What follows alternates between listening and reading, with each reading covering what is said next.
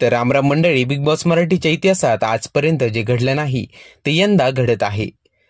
Big boss मराठीमधील स्पर्धक big बॉसच्या घराबाहेर येत चाहत्यांच्या उपस्थितीत जोरदार ग्रँड सेलिब्रेशन करताना दिसत आहेत।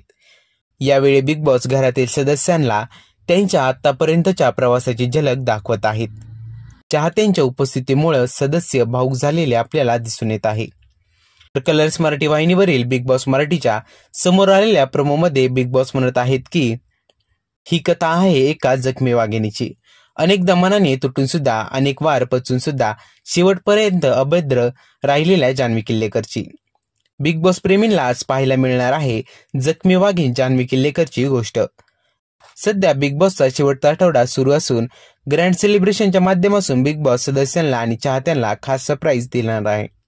आजचा भाग कसा असेल याकडे चाहत्या वर्गांचं लक्ष लागून राहिलं आहे।